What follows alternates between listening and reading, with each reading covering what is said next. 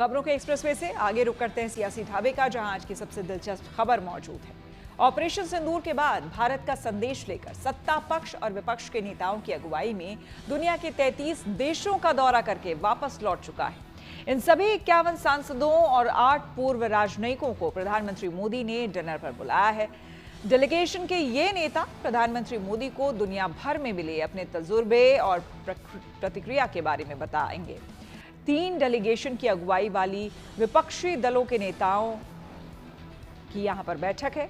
तमाम लोग मिले। सत्ता पक्ष की ओर से बीजेपी के रविशंकर प्रसाद और जय वैजयंत पांडा, जेडीयू के संजय कुमार झा और शिवसेना शिंदे के श्रीकांत शिंदे, तो विपक्ष की ओर से कांग्रेस के शशि थरूर, डीएमके की कनिमोझी, करुणानिधि और एनसीपी शरद गुट की सुप्रिया सूले ने यहां पर मुलाकात की। अमेरिकी डेलीगेशन की अगुवाई करने वाले कांग्रेस सांसद शशि थरूर को सुनिए।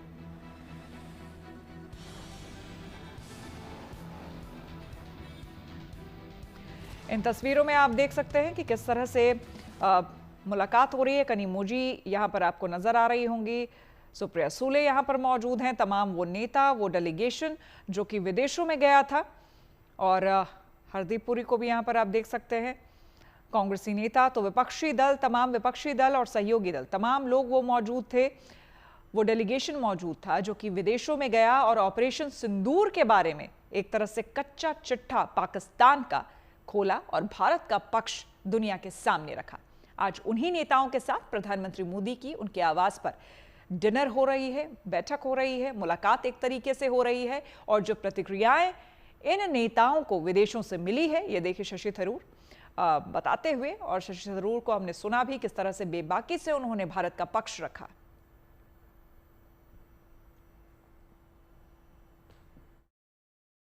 देखिए, हम लोग सब 7 डेलीगेशन वापस आए हैं और सारे 7 डेलीगेशन के जो भी एमपीज़ थे उन सबको प्रधानमंत्री जी ने बुलाया था। हमने अपना जो भी हमारा एक्सपीरियंस रहा उनके साथ शेयर किया। उन्होंने काफ़ी पेशेंटली हमारी बातें सुनी। और मैं बस यही कहूँगी कि जो डीब्रीफिंग होता है और जो जिस काम के लिए हमें भेजा गया था उसके बारे में हमने अपना बात रखी है। I haven't seen the pictures yet, but he certainly was very, very pleasant to all of us. I think he saw this as an opportunity to thank the delegations for their service, and he was very pleasant. He spent more than an hour with all of us, an hour and a quarter. He walked around the lawn to different tables, talking to different groups of people. We all sort of chatted with him in a very informal way. It was not a formal meeting at all. There were no formal speeches, or even those of us who had given him our reports on the trip did not present those reports or speak to them particularly. But it was a good, lively, informal conversation. We all shared lots of things with him, and I'm sure that in the fullness of time some of this will be apparent. But one general proposition I've noticed is that in every country, people came back saying this was a very good idea, that countries appreciated having members of parliament come and visit them. And we all suggested we should make a practice of this more often, sending MPs to engage with legislators in other countries. And the Prime Minister certainly seemed to take that idea on board. It was his idea to begin with, but it was well received in other countries. News पर आगे है धन बाजार, जहां share बाजार से लेकर कारोबार तक की सभी अहम खबरें होती हैं, जिसका सीधा रिश्ता आपकी आमदनी आपकी जेब से होता है। तो तेज रफ्तार खबरों के बीच ये जरूरी खबरें छूट ना जाए, इसलिए सीधे आपको लिए चलते हैं धन बाजार।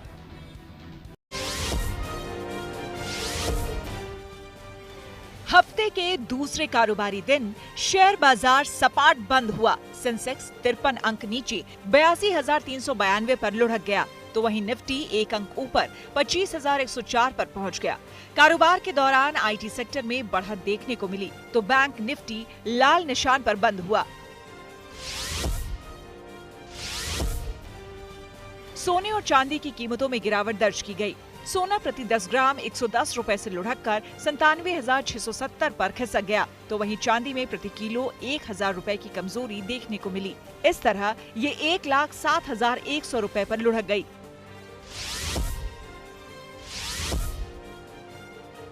आईसीआईसीआई बैंक ने फिक्स डिपॉजिट की ब्याज दरों में बदलाव किया। उसने ब्याज दरों में 25 बेसिस पॉइंट की कटौती की। इस तरह अब आईसीआईसीआई बैंक में एफडी करवाने पर ग्राहकों को 6.60% तो सीनियर सिटीजन को 7.10% की दर से ब्याज मिलेगा। और आइए अब रुक करते हैं प्रगति मार्ग का, जहां ऐसी खबरें हैं जो कि देश की तरक्की, प्रगति और लोगों की काबिलियत दिखाती है। लद्दाख में पर्यटन को बढ़ावा देने के उद्देश्य से द्रास में भारतीय सेना की ओर से समर कार्निवल का आयोजन किया गया। इस बार समर कार्निवल में पोलो की 9 टीमें हिस्सा ले रही हैं।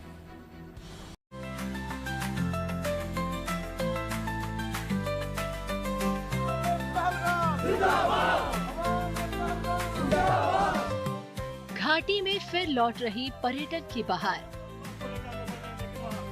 द्रास में शुरू हुआ समर कार्निवल। लद्दाख की खूबसूरत वादियों के बीच अब यहाँ द्रास में खेलों के उत्सव का आगाज हो चुका है, जहाँ अलग अलग खेलों के खिलाड़ी अपना कौशल और हुनर दिखा रहे हैं। दरअसल घाटी में पर्यटन को बढ़ावा देने के उद्देश्य से भारतीय सेना इस समर कार्निवल का आयोजन कर रही है, जिसमें कई तरह के खेलों को शामिल किया गया है। जम्मू कश्मीर और लद्दाख की ओर पर्यटकों को रागिब कराने के लिए सेना की तरफ से अलग अलग गुडविल जेस्चर चलाए जा रहे हैं और इसी के तहत द्रास करगिल में समर कार्निवल का आयोजन किया गया, जिसमें पर्यटन विभाग के साथ साथ सेना भी शामिल हुई। खास बात यह है कि इस समर कार्निवल में पूरे जोश और उत्साह के साथ खिलाड़ी भी हिस्सा ले रहे हैं और पोलो गेम में खिलाड़ियों ने शानदार प्रदर्शन भी किया। बड़ी बात यह है कि इस समर कार्निवल में पोलो की 9 और आर्चरी की 9 टीमें भी हिस्सा ले रही हैं। ऐसा पहली बार हो रहा है जब द्रास में महिला पोलो की टीमें भी अपना जौहर दिखाने को तैयार हैं। समर कार्निवल 2025 का आज इनॉग्रेशन हमारे द्रास ब्रिगेड कमांडर के शुभ हाथों के से आज जो है इनॉग्रेशन हुआ है। तो इस टूर्नामेंट में अब तक 9 टीमें जो है पोलो की खेल रही है और 9 टीमें आर्चरी की, और इसमें कम से कम 50 से ज़्यादा प्लेयर जो है वो 10 पैकिंग में जो है हिस्सा ले रहे हैं। तो सबसे बड़ी खुशी की बात है कि फर्स्ट टाइम हम इस समर कार्निवल में, यानी करगिल की हिस्ट्री में पहली बार वुमेन पोलो टीम भी पहली बार इस बार खेलने इस समर कार्निवल में आएगी, जो 12 तारीख के बाद। तो ये एक बहुत बड़ा वुमेन एम्पावरमेंट के लिए जो है बहुत बड़ा इकदाम है। जम्मू कश्मीर और लद्दाख के इलाकों में पर्यटन को बढ़ावा देने के उद्देश्य से शुरू हुए इस समर कार्निवल को स्थानीय लोगों का भी समर्थन मिल रहा है। लोगों को इस बात की खुशी और राहत भी है कि इस आयोजन के जरिए घाटी में एक बार फिर से पर्यटकों की आमद बढ़ेगी। खुशकिस्मती से ये लद्दाख का सपोर्ट ही नहीं बल्कि ये हमारा कल्चर का, हमारा सकाफत का एक हिस्सा है, क्योंकि पोलो जो है हमारा कल्चर का एक हिस्सा है। तो जिसको हमारे प्लेयरों ने जो है अपनी इंटरेस्ट की वजह से बचा के रखा है, उसमें एडमिनिस्ट्रेशन भी 1-2 टूर्नामेंट ज़रूर करवाती है। माननीय एलजी साहब का तो सबसे ज़्यादा शुक्रगुजार है, जिन्होंने एलजी कप करवा के इस पोलो को और एनर्जी दिया है। और अभी यहाँ पे विजय दिवस कप भी हो रहा है। चूँकि पहलगाम हमले के जरिए आतंकवादियों ने घाटी से पर्यटन को प्रभावित करने की नापाक कोशिश की थी, लेकिन आतंकवादियों के ये मंसूबे पूरी तरह से फेल हो गए। जम्मू कश्मीर और लद्दाख में एक बार फिर से पर्यटकों के पहुंचने का सिलसिला शुरू हो गया है। आतंकवादियों की नापाक कोशिशों के बावजूद अब घाटी फिर से पर्यटकों से गुलजार होने लगी है। श्रीनगर से अशरफ वानी के साथ bureau report, Good News Today. Ajay Devgn की फिल्म मां का गाना जारी। इसके साथ ही फिल्म जगत से जुड़ी कुछ और खबरों को जानने के लिए आइए चले फिल्मी मोड़ पर। लंबे वक्त बाद नवजोत सिंह सिद्धू की the great Indian Kapil show में वापसी हो गई। नवजोत सिंह सिद्धू ने ट्वीट कर इसकी जानकारी दी। अब तक शो में अर्चना पूरन सिंह बतौर गेस्ट कुर्सी पर नजर आती थी, अब सिद्धू भी उनके साथ दिखेंगे। अजय देवगन की फिल्म मां का गाना जारी हो गया है। अजय देवगन ने इंस्टाग्राम पर एक वीडियो शेयर कर इसकी जानकारी दी। ये फिल्म 27 जून को सिनेमाघरों में दस्तक देगी। अभिनेता राजकुमार राव और मानुषी छिल्लर की फिल्म मालिक का गाना जारी कर दिया गया। फिल्म मालिक 11 जुलाई को सिनेमाघरों में रिलीज होगी।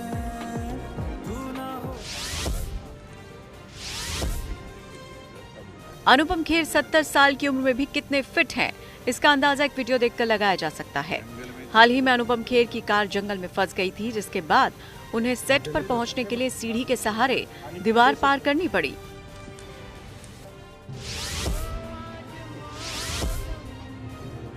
अभिनेता धर्मेंद्र ने बोट चलाने का वीडियो सोशल मीडिया पर अपने फैंस के साथ शेयर किया। जिसमें वो काफी खुश नजर आ रहे हैं। 89 साल की उम्र में भी धर्मेंद्र एकदम फिट हैं और वो एक्सरसाइज भी करते हैं।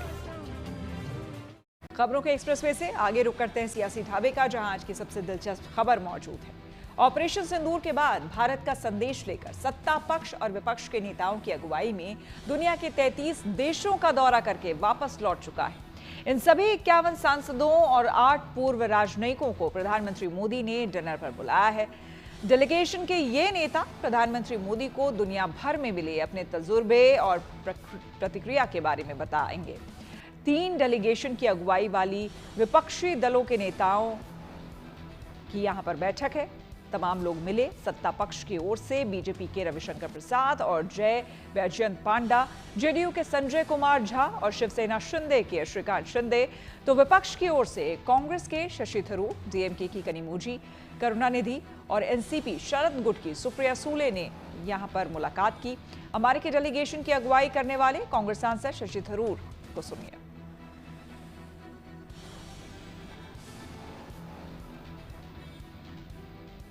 इन तस्वीरों में आप देख सकते हैं कि किस तरह से मुलाकात हो रही है। कनिमोझी यहाँ पर आपको नजर आ रही होंगी, सुप्रिया सूले यहाँ पर मौजूद हैं, तमाम वो नेता, वो डेलीगेशन जो कि विदेशों में गया था। और हरदीप पुरी को भी यहाँ पर आप देख सकते हैं, कांग्रेसी नेता। तो विपक्षी दल, तमाम विपक्षी दल और सहयोगी दल, तमाम लोग वो मौजूद थे। वो डेलीगेशन मौजूद था जो कि विदेशों में गया और ऑपरेशन सिंदूर के बारे में एक तरह से कच्चा चिट्ठा पाकिस्तान का खोला और भारत का पक्ष दुनिया के सामने रखा।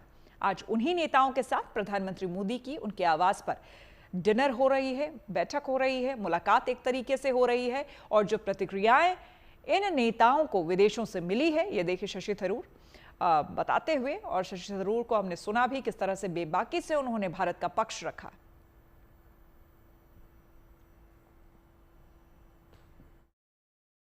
देखिए, हम लोग सब 7 डेलीगेशन वापस आए हैं और सारे 7 डेलीगेशन के जो भी एमपीज़ थे उन सबको प्रधानमंत्री जी ने बुलाया था। हमने अपना जो भी हमारा एक्सपीरियंस रहा उनके साथ शेयर किया। उन्होंने काफ़ी पेशेंटली हमारी बातें सुनी। और मैं बस यही कहूँगी कि जो डीब्रीफिंग होता है और जो जिस काम के लिए हमें भेजा गया था उसके बारे में हमने अपना बात रखी है। I haven't seen the pictures yet, but he certainly was very, very pleasant to all of us. I think he saw this as an opportunity to thank the delegations for their service, and he was very pleasant. He spent more than an hour with all of us, an hour and a quarter. He walked around the lawn to different tables, talking to different groups of people. We all sort of chatted with him in a very informal way. It was not a formal meeting at all. There were no formal speeches or even those of us who had given him our reports on the trip did not present those reports or speak to them particularly, but it was a good, lively, informal conversation. We all shared lots of things with him, and I'm sure that in the fullness of time some of this will be apparent. But one general proposition I've noticed is that in every country, people came back saying this was a very good idea, that countries appreciated having members of parliament come and visit them. And we all suggested we should make a practice of this more often, sending MPs to engage with legislators in other countries. And the Prime Minister certainly seemed to take that idea on board. It was his idea to begin with, but it was well received in other countries. News पर आगे है धन बाजार, जहां share बाजार से लेकर कारोबार तक की सभी अहम खबरें होती हैं, जिसका सीधा रिश्ता आपकी आमदनी आपकी जेब से होता है। तो तेज रफ्तार खबरों के बीच ये जरूरी खबरें छूट ना जाए, इसलिए सीधे आपको लिए चलते हैं धन बाजार।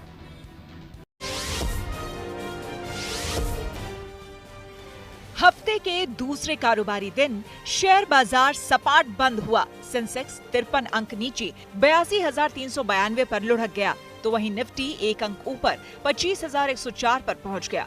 कारोबार के दौरान आईटी सेक्टर में बढ़त देखने को मिली, तो बैंक निफ्टी लाल निशान पर बंद हुआ।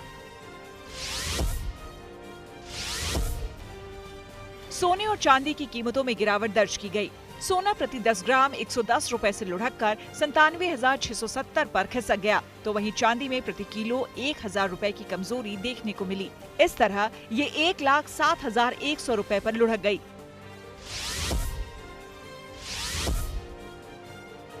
आईसीआईसीआई बैंक ने फिक्स डिपॉजिट की ब्याज दरों में बदलाव किया। उसने ब्याज दरों में 25 बेसिस पॉइंट की कटौती की। इस तरह अब ICICI बैंक में FD करवाने पर ग्राहकों को 6.60% तो सीनियर सिटीजन को 7.10% की दर से ब्याज मिलेगा। और आइए अब रुक करते हैं प्रगति मार्ग का, जहां ऐसी खबरें हैं जो कि देश की तरक्की, प्रगति और लोगों की काबिलियत दिखाती है। लद्दाख में पर्यटन को बढ़ावा देने के उद्देश्य से द्रास में भारतीय सेना की ओर से समर कार्निवल का आयोजन किया गया। इस बार समर कार्निवल में पोलो की 9 टीमें हिस्सा ले रही हैं।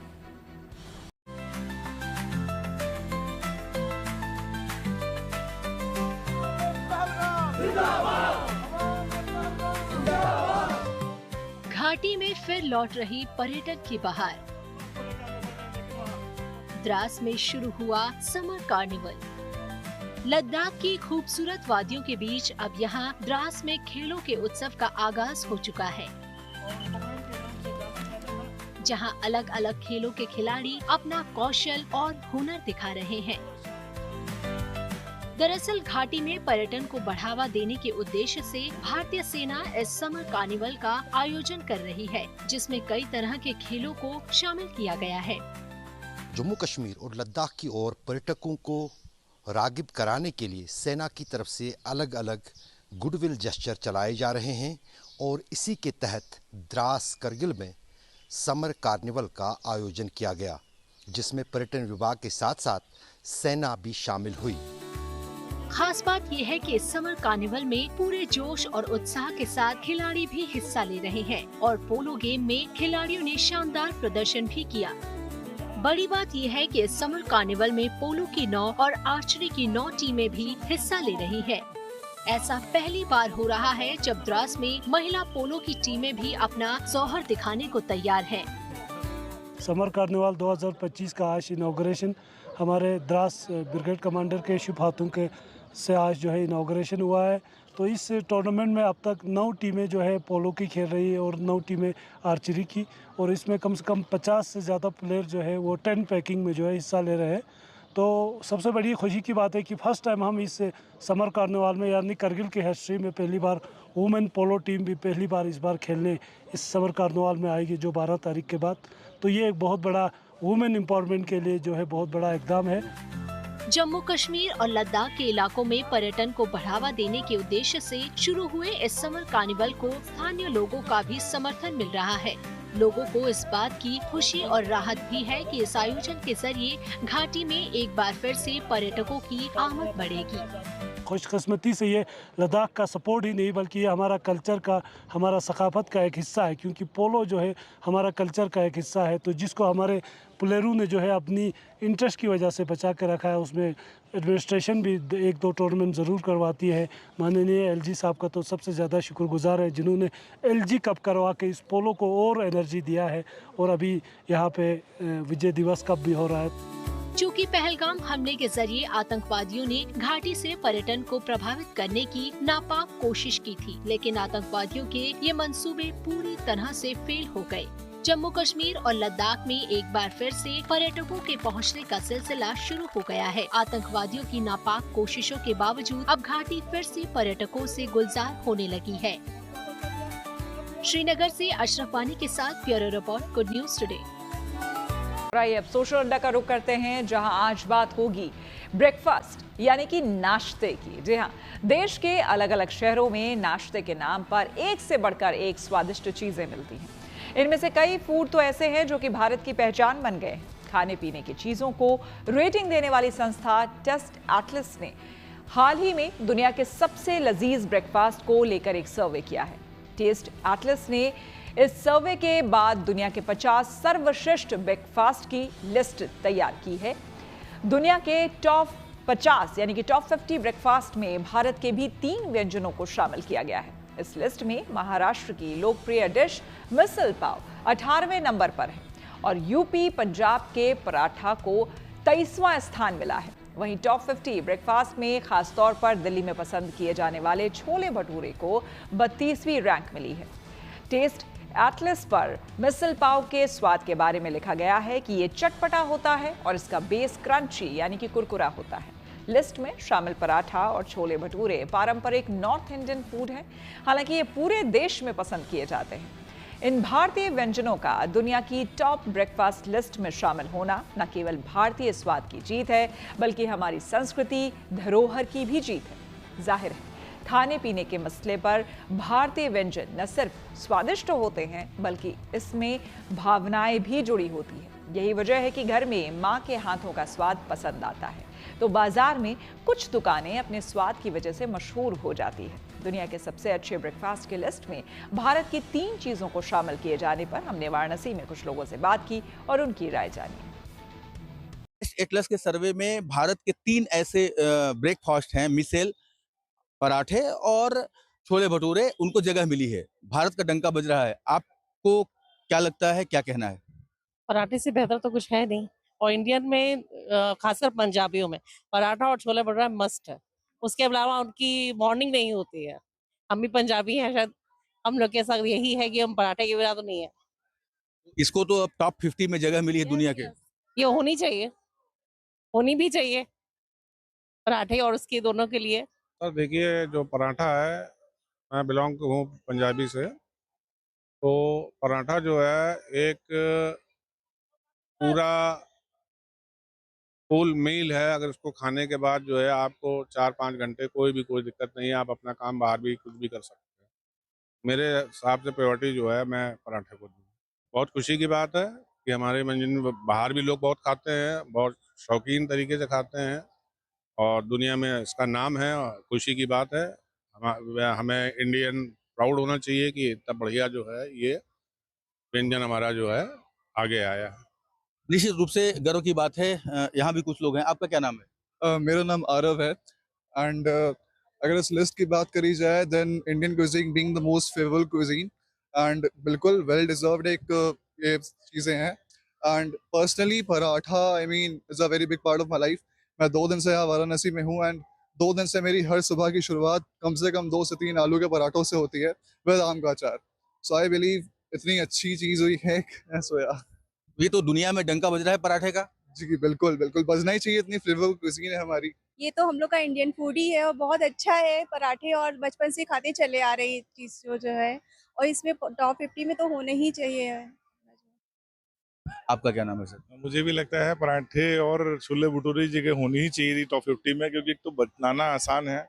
बचपन से हमारे लोगों की अपब्रिंगिंग हुई है यही खा के। बनाना भी आसान है, सब घर में मम्मियाँ बनाती रही हैं, बहनें बनाती रही हैं, वाइफ बनाती रही हैं, तो बनाना भी आसान, कैलोरी भी पूरी होती है और बढ़िया हेल्दी फूड है। भारत का डंका हमेशा से ही बजता रहा है हर क्षेत्र में, चाहे वो खाने का क्षेत्र हो, क्योंकि खाने में भी पराठा और छोले भटूरे को भी आप देखें तो एक बहुत शुरुआती डिश है जो आज भी इसीलिए प्रचलित है और लगभग दुनिया के हर पार्ट में इसीलिए है ये, क्योंकि बहुत पुरानी डिश है, टेस्टी है, सारी रिक्वायरमेंट फुलफिल करती है खाने की। शुरू से हमारी मम्मियों ने पराठे खिलाए हैं और पराठे हम लोग के लिए स्वादिष्ट व्यंजनों में से एक है, और ये पूरे भारत में ही नहीं पूरे वर्ल्ड में भी ये फेमस होना चाहिए, क्योंकि हमारा ये शुरू से ही पहचान बना हुआ है। पराठा हुआ चाहे ये छोले भटूरे हुए, ये हमारे एक मतलब संस्कृति का एक भाग है और ये शुरू से इंडियन कल्चर में चल रहा है। मेरे हिसाब से इंडिया अपने पुराने ज़माने से अपने रिच स्पाइसेस और टेक्सचर्स के लिए जाना जाता है, और ये हमारे लिए बहुत गर्व की बात है कि जब सर्वे के दौरान हमारी टॉप 3 व्यंजन जो पराठे और छोले भटूरे आप बता रहे हैं, मुझे आज पता चला और इसके लिए मुझे बहुत खुशी है। और पराठा तो हम बहुत बचपन से ही खाते आ रहे हैं अपने माँ के बनाए हाथों से, और अच्छा है जी, जान के अच्छा लगा मुझे। और जैसे कि रही पराठे और ख़ास तौर से पराठे तो हम लोग डेली रूटीन पे घर पे खाते ही हैं, और पराठा हमारे टॉप 3 में पराठे, छोले भटूरे और मिसल ये मिला, ये हमारे लिए हर्ष और गर्व का विषय है। दुनिया में पहचान बन रही है इन तीनों व्यंजनों की। बिल्कुल बन रही है और बननी चाहिए, बिल्कुल बननी चाहिए। आप लोग क्या चाहते हैं, टॉप 10 में आना चाहिए इसको? बिल्कुल आना चाहिए, हमारे लिए हर्ष का विषय है, और ख़ास तौर से हमारे ईस्टर्न यूपी में और छोला भटूरा और पराठे, हमारे एक तो पराठा तो हमारे घर का डेली का रूटीन का कल्चर है, ये हर्ष का विषय आना चाहिए, बिल्कुल आना चाहिए। तो देखा जा सकता है कि ये तमाम जो लोग हैं बनारस के नमो घाट पर मौजूद हैं, और इनका कहना है कि जो भारतीय 3 व्यंजनों को जगह मिली है टॉप 50 में, उसको लेकर के काफ़ी खुश हैं और उत्साहित दिखाई दे रहे हैं। ब्रजेश कुमार के साथ Uday Gupta, Varanasi, good news today. Nagpur में अब ट्रैफिक पर एआई से भी रहेगी नजर। टेक्नोलॉजी से जुड़ी ऐसी ही जरूरी खबरों को जानने समझने के लिए आइए आपको लिए चलें डिजिटल गली।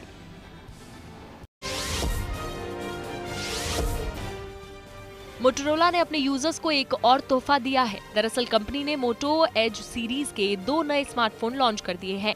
इसमें मोटो एज 60 और 60 फ्यूजन शामिल है। इसमें AI समेत कई फीचर दिए गए हैं। इन्हें आप मोटोरोला और फ्लिपकार्ट की वेबसाइट समेत कुछ रिटेल स्टोर से भी खरीद सकते हैं। मोटो एज 60 की कीमत करीब 25,000 रुपए तो मोटो एज 60 फ्यूजन की कीमत 22,000 रुपए रखी गई है। महाराष्ट्र के नागपुर में अब ट्रैफिक पर AI से भी नजर रहेगी और लोगों को ट्रैफिक नियमों का उल्लंघन करना महंगा पड़ेगा। दरअसल वहां ट्रैफिक सिग्नल पर AI टेक्नोलॉजी से लैस integrated intelligence traffic management system लगाया जा रहा है। यानी अगर किसी ने नियम तोड़ा तो तुरंत चालान कट जाएगा। इतना ही नहीं, ये सिस्टम मेडिकल इमरजेंसी के दौरान भी मदद देगा, खासकर तब भी जब इंसानों के अंग ले जाने के लिए ग्रीन कॉरिडोर बनाया जाएगा। इसी के साथ न्यूज पथ में मेरे यानी कि श्वेता झा के साथ फिलहाल इतना ही। देश दुनिया की तमाम पॉजिटिव खबरों के लिए आप देखते रहिए गुड न्यूज टुडे।